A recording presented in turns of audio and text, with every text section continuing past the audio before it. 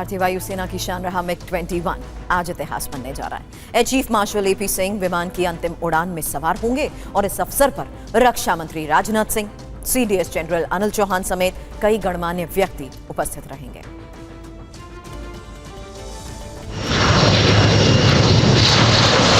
कई युद्धों का गवाह रहा MiG-21 लड़ाकू विमान।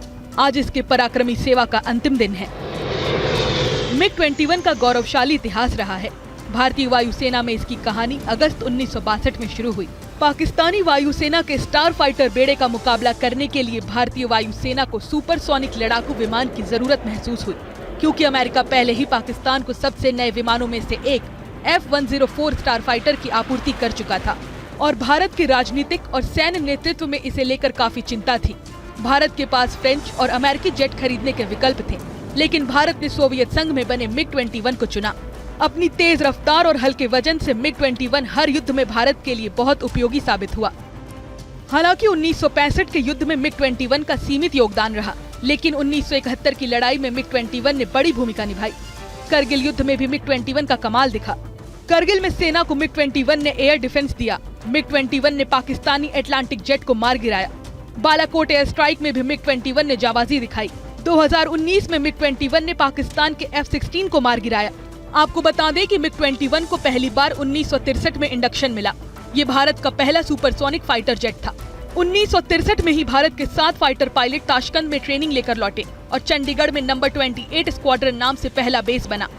अप्रैल 1963 में 6 MiG-21 फाइटर जेट पहली बार चंडीगढ़ पहुंचे। इसकी पहली स्क्वाड्रन को नाम मिला द फर्स्ट सुपरसोनिक्स। MiG-21 की कमी को पूरा करने के लिए तेजस तैयार हो रहा है और तेजस के तेज से ही भारतीय वायुसेना की शक्ति कई गुना बढ़ने वाली है। 97 तेजस के लिए सरकार ने हिंदुस्तान एरोनॉटिक्स लिमिटेड के साथ 62 करोड़ रुपए से ज्यादा की डील की है। तेजस, जिसकी गर्जना भर से दुश्मन के होश गुम हो जाते हैं, ऐसे 97 तेजस को रक्षा मंत्रालय खरीदने जा रहा है। हिंदुस्तान एरोनॉटिक्स लिमिटेड यानी HAL के साथ 62,370 करोड़ रुपए की डील की है। प्रधानमंत्री नरेंद्र मोदी की अध्यक्षता वाली सुरक्षा मामलों की कैबिनेट समिति यानी CCS की ओर से इस बड़ी खरीद को हरी झंडी दिए जाने के लगभग 1 महीने बाद अनुबंध पर हस्ताक्षर किए गए हैं। जानकारी के अनुसार विमानों की आपूर्ति 2027-28 में शुरू होगी। आपूर्ति 6 वर्षों की अवधि में पूरी करनी होगी।